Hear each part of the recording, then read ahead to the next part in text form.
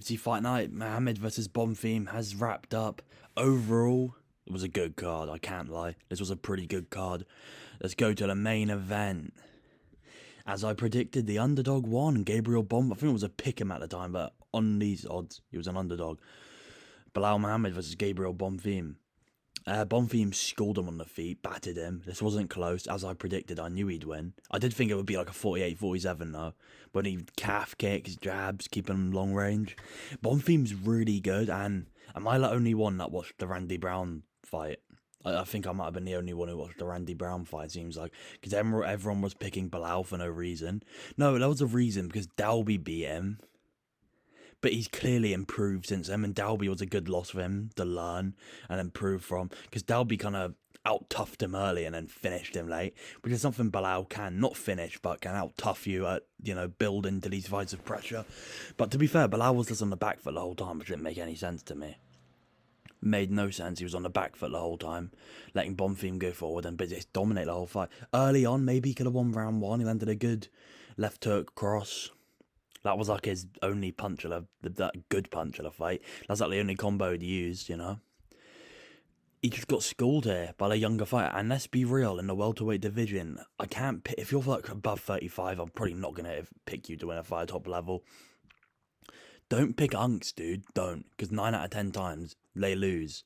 I know recently a few have been winning, to be fair. But, like, Moicano won, Dariush scared me, knocking down Sal killed. Gamrot won. Okay, maybe that's not true. But in the welterweight division, this division's so stacked, by the way. And for Gabriel Bonfim, called out JDM, good call out. I think he should get that fight. He destroys JDM with calf kicks and wrestling. Definitely. Lock to win. He'd school JDM. And I love JDM, dude, but I think it's over for the 5'10", 5'11 guys at this division, I think that's over for these guys. And Bilal Mohammed was a world champion. What the fuck was this division at one point? How did Leon Edwards not stop his takedowns and school him on the feet? How? How was Leon Edwards getting rocked? I know he had a better performance there. Maybe if he showed up like that, he could have beaten Gabriel Bonfim, but he just got schooled on the feet, man. He got gum chilled out, rocked in moments. He's washed. Oh, is he washed? I don't think he's ever been that good, and that's crazy to say, saying he was a world champion. Not being able to take down JDM, that's an issue. You know, Makhachev's elite, but Makhachev took him down so easily. It's like the tall, rangy guys are the top of this division now, If the top 5 is Shavkat, isn't in the top 5. He's a top 5 fighter, tall, rangy. Bonfim, top 5, tall, rangy. Prates, tall, rangy. Gary, tall, rangy. We've got Islam Makhachev, who's the odd one out, who's a champion right now. And the only real wrestling division, I guess Bonfim's kind of a wrestler. He's a bit of a striker, dude. And yeah, what in his Randy Brown performance was generational. Like that proved to me he can beat a guy like Bilal Mohammed. Bilal's not good. And that's a crazy thing to say. He's not. He's ass, dude. He's ass. He's a wrestler that can't take people down, really. And he has okay striking. He went competitive with Ian Gary, though. That scares me for an Ian Gary Makhachev. I'm going to confidently pick Makhachev now to beat Ian. After Bilal's landing on you on the feet. And Bilal did land on Bonfim. Bilal does land on all of his opponents, but to beat Makhachev, I think you'd have to school Bonfim, Bilal on the feet and have it not competitive. It was a real competitive fight. Like, Gary clearly won, but yeah. I think Gary will beat Makhachev. This proved to me. Well, I just say, amazing performance from Gabriel Bonfim. This guy's a real problem in the division. Will he be a champion? I doubt it. I really doubt that. But I think he could beat, he will beat JDM if he gets that fight. And then after that, I think he'll probably be cooked. Maybe, he would not beat Prates, let's be real. Or Gary. Now on to the co-main event. Big Brendan Howe showed some fight IQ versus Edmund Shabazi. And he didn't just spam takedowns non-stop. The real Brazilian, right? Yeah. Real Brazilian Brendan Allen clearly won this fight. 30-27 in my opinion. Sick fight though. Round 1 was close. We had the round 1 numbers. Round 1 was very close. I did give it to Brendan Allen. I thought he landed a better chance, but you could definitely give that to Edmund Shabazi. But round 2 and 3 took over the striking. He's a little blockhead, dude. Charging in. Running at you. Call that Sean Strickland on the mic. Classic Brendan Allen doing something dumb.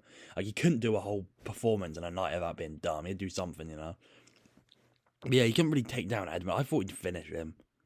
I thought he'd finish him in round 3 with I sub. That's normally how Edmund loses, but he won by points this time. But yeah, this fight was sick, dude. I'll be honest, I fell asleep during this fight in the main event.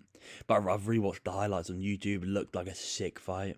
Looked like a sick fight. Amazing fight. Back and forth war, both blooded up, especially Edmund. His face was blooded up towards the end. We go to round 3. 41 to 36. 20, dude, he was landing big, dude. But it's just, if we're going for better shots, Brendan Allen clearly landed the better shots of the fight by quite a decent margin here. Yeah, fight of the night bonus, that's deserved, dude. Definitely deserved. Amazing fight. Brendan Allen, who's next for him? Definitely not Sean Strickland, you dum-dum. He already lost to him once and got dominated, but obviously he's improved now. But maybe at some point we can see that happen. Maybe Joe Pyfer? You know? Joe Pyfer? I like that fight. I like that fight a lot for Brendan Allen. Give him Joe Pyfer, give him... I don't know, dude. Maybe Brauer got injured, so maybe Joe Pyfer wants to be on that card at 3:30, so don't give him. I don't know how Pyfer's gonna fight, but maybe Brendan Allen, Brauer, October, November, September, something like that, you know. Fred Ziam versus Tom Nolan. I thought Fred Ziam was next up, man. I thought this guy was gonna be a problem in the division, and he lost to Tom Nolan. How? I thought Fred Ziam was a fucking real problem, dude. I really did. I thought he's next up. I thought he was elite. I thought he'd beat Gamrot, dominated him now. That's what I believed. I was very wrong. Gamrot would have destroyed him by grappling. But he could have won the fight if he didn't fucking throw that spinning elbow. Because on the feet, Nolan was looking a bit like a victim in this fight. I cannot lie. Tom Nolan on the feet was an absolute victim, dude. Absolute victim, especially in round 2 and 3. But yeah, I'm gonna, Ziam, is his career over? No. Was he on like a 5-fight win streak that's over now? Like, I thought he was gonna be a fucking top 5 contender. Get Sadikov, dude. Different style, definitely different style. But how does this guy just show levels to Sadikov? He absolutely showed levels, took him down at will. Maybe Sadikov's not. Sadikov's clearly not all that. We're doing round 1 and 2, clear Nolan. This was a shit fight, though, I'll be real. Shit fight. Boring. I fell asleep for the 3rd round, but I know Ziam won the 3rd round there. He did rock Nolan on the feet, to be fair. He did rock Nolan. So his career's not over, but I just don't see... He's not going to be a top contender anymore. What will Nolan do? Called out Manny Moicano. Does he beat Moicano? I don't think so. I think Moicano would fuck him up on the feet. Moicano's good, dude. Yeah, he ain't gonna beat one of my guys, Fred Ziam. I thought next up. Moicano's gonna beat your ass, dude. But yeah, good performance from Nolan. Proved me wrong. I was shocked. I thought he would get finished by Ziam, but yeah, fair play. Bart Mitchell, brother, versus Santiago Luna. I picked Luna. I was wrong. Very wrong. Got dominated. So I'm sorry, I like Bryce Mitchell. You are one of the most boring cunts in the whole sport. He won't throw ground and pound, really. If he didn't get the sub in round 3, they wouldn't have re-signed him. He saved his career with that sub in round 3. I like Bryce Mitchell. He's a really funny guy. I love his personality-wise, brilliant, amazing. His fighting style's actually fucking horrible to watch. Horrible to watch. He's great takedowns, but he's so dull. Throw ground and pound, you bitch. Look at round 1, 18 to 58, dude. 18 to 58. 11 to be significant strikes, yeah, but look, come on, bro. Please load up on ground and pound. 20 to 15. 16 to 39. Bryce Mitchell's a good fighter. He's a good grappler. He's good. But in his last fight, he smudged the guy. And in this fight, but got a finish. I was happy that he got a finish. Because I don't want to see... Even though this fight was dull as shit and he's a fucking boring cunt. I like you, Bryce, but you're boring as fuck. Boring as shit. They'll keep his contract now, I would have thought. He finished him. Pushed for a finish in round 3. It was a nasty arm triangle. He tapped to it reasonably quick. Dominated the fight. I bet Luna. I thought Luna was better. I overrated him. He was 21 now. So he's obviously not experienced at all. This is a learning experience for Luna. I'm sure he'll be back 100%. But yeah, I don't want to talk about this fight too much because it's so dull. But hey, we got Brass Mitchell. He's back at it, dude. Ark Insanity Pod. We can get a recap of Ark Insanity Pod, dude. I like Bryce Mitchell, but that was a good performance, boring as shit. Please, brother, throw some elbows. Throw some elbows, you know? Iwo Baranowski versus Junior Tarfa. I thought Iwo Baranowski was going to pull out the grappling here. What is going on with the strikes? Can we reload this? Alright, the strikes they're not on this one, I guess. Iwo Baranowski came out there, tried to take him down. His takedown entries are bad. Like, he shot a takedown against Ivo, didn't get it. And against Junior Tarver, couldn't take him down, didn't get it. So clearly his grappling is not that good. He's a little blockhead, dude. That's all he is. He's a marauder. He swings big meaty hooks. Has some technique, though. He's technically decent. Even on his hooks, they're technically sound. And in this fight, Tarf is just ass, dude. He's awful. He sucks. He is a decent striker, I guess, but in all of his fights, he normally has some success. In this one, he had none. Iwo landed 2 calf kicks. First one hurt, second one badly hurt him. He spun around and fell over, and then quit. Similar to Cedric Dumas versus Mikhail Oleksiejczuk, I found the finish very similar to that. Tarfa quit. He couldn't take it, and Tarfa needs to be cut now. He took it on short notice, maybe and given others. He has a record of 7-6, dude, and he's in the UFC. If he loses another fight, if he has one, which he probably will, he'll be 7-7. And this, I know Michael Johnson has like a 25-12 record, but the guy actually wins against Dustin Poirier, and he goes on win streaks and that. Dude, Junior Tarfa's ass. Who did he beat? Kevin Christian, who's like Indian-ish. That doesn't really count as anything. Before that, he has a win over Parker Porter and like Sean Sharaf, and that's it. He sucks, dude. Iwo Baranowski's good though. I don't see him being a top contender. I see him being an Ozdemir level guy. Maybe could reach top 5, get ranked at number 5 at one point. To be fair, I'd probably pick him to beat Khalil Roundtree right now. I can't lie. So maybe he could be top 5. Who knows, dude? But yeah, good performance of Iwo Baranowski. Does he deserve a ranked opponent next? Maybe. I'd like a fight with Zhang Mingyang. That'd be epic. I don't know if they're going to want to rebuild Zhang Mingyang. I feel like they might, so they might not give that fight. But yeah, cool, great performance from Iwo Baranowski. Wasn't the most fun finish? I thought it was. No, it wasn't, because Tarfa just quit, but hey. Now, these prelims were generational. Matt Schnell versus Alejandro Costa. Costa didn't flatline him, but flattened him, had him rocked, and then finished him. Was it a bad stoppage? Yes. But it's Matt Schnell. It's Matt Schnell. So I think it's fine. I think it's a fine stoppage. That was a fair stoppage because it's Matt Schnell. It was an early stoppage, but it's Matt Schnell. And if Costa didn't go to stand up when the ref pulled him off, he would have carried on landing hammer fists. He would have went out. So I don't think it's an awful stoppage. Is it a great stoppage? No, it's not a great look when the guy's flipping around and going out on top. But you know, Costa was always going to win this fight by knockout. That was always going to happen here. There's too much to break down here. Not really.